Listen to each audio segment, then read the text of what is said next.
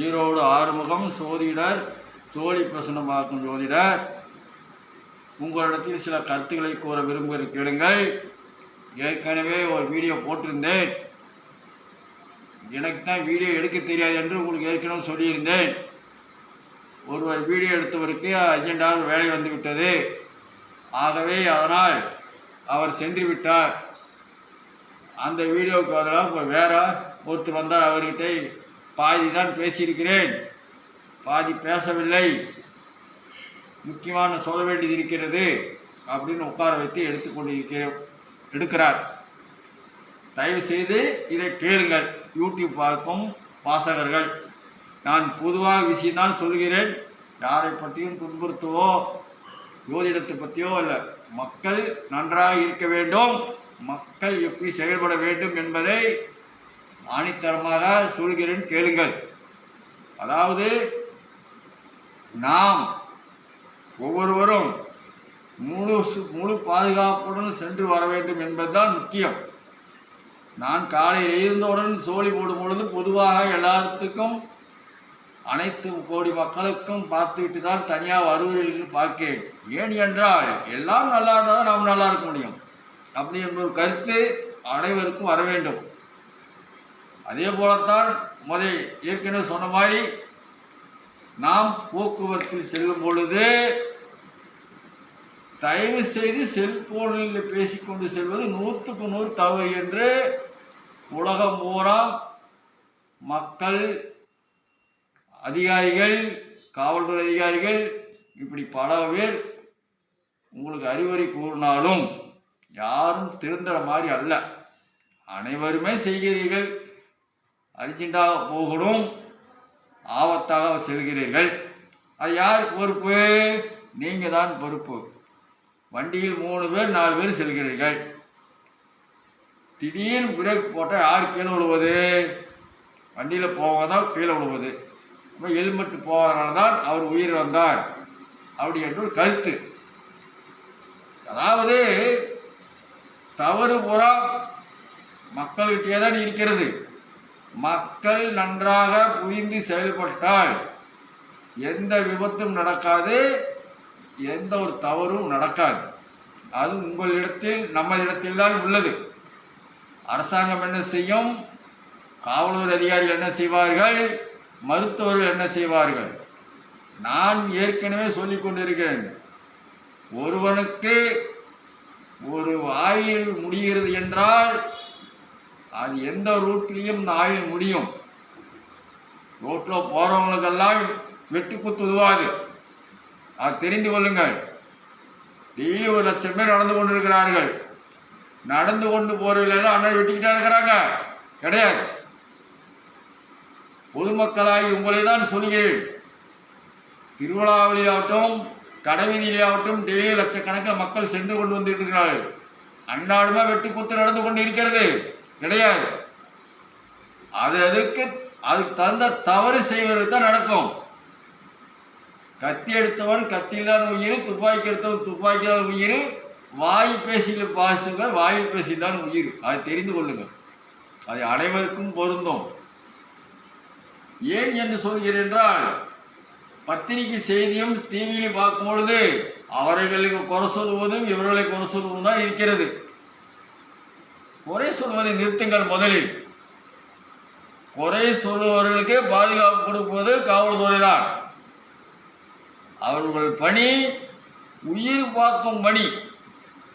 காவல்துறை பணி சாதாரண பணி என்று நீங்கள் நினைக்காதீர்கள். உயிரை பணைய வைக்கும் பணி.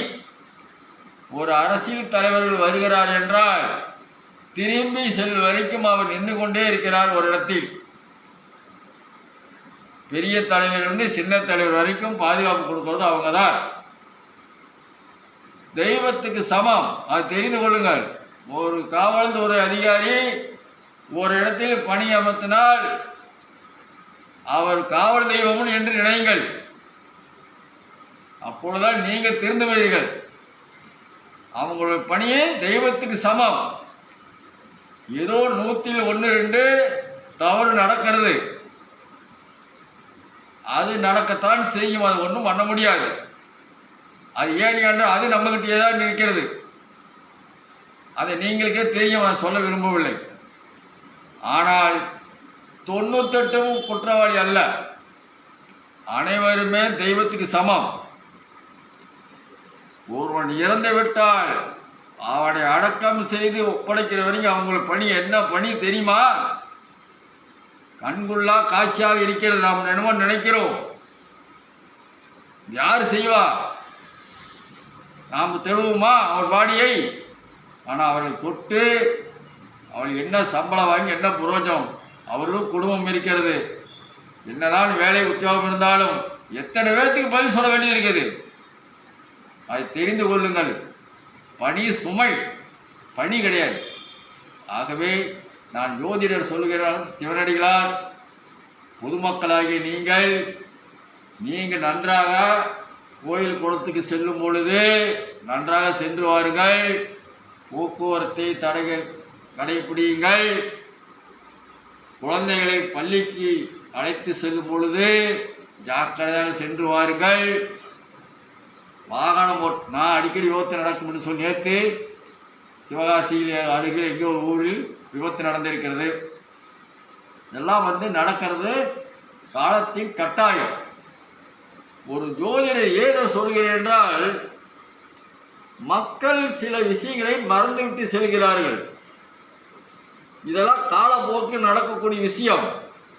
இது அவன் செய்த தவறு, இவன் செய்த தவறு என்று நீங்கள் நினைக்காதீர்கள் என்று தான் சொல்கிறேன்.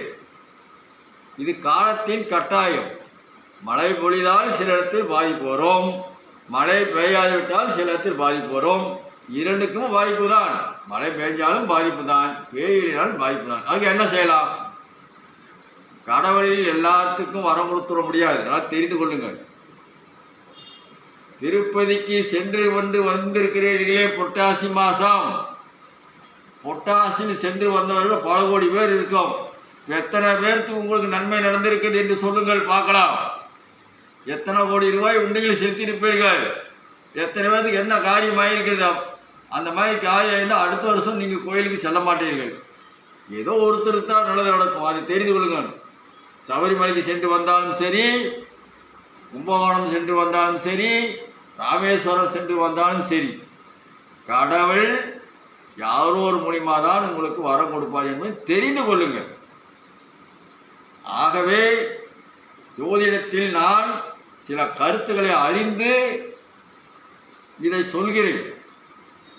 நீங்கள் இந்த சிவனடிகளார், சோழி பிரசன்னமாக சிவனடிகளார் என்ன இவ்வளோ கருத்து சொல்லுகிறாரே, இவ்வளோ பேசுகிறாரே என்று நினைக்காதீர்கள். நான் உண்மை, நாட்டில் நடந்து கொண்டு இருக்கிறத உண்மையை சொல்கிறேன். ஆகவே நீங்கள் சோழி பிரசன்னமாக்கும் ஜோதிடர்கள், நான் சொல்லும் கருத்தை நன்றாக பொறுமையாக கேளுங்கள். இது சாமானியமாக நடக்கக்கூடிய விஷயம் அல்ல, எதிர்பாராத நடக்கக்கூடிய விஷயத்தை நீங்கள் பெரிதாக எடுத்துக்கொள்கிறீர்கள் பொதுமக்களாகிய.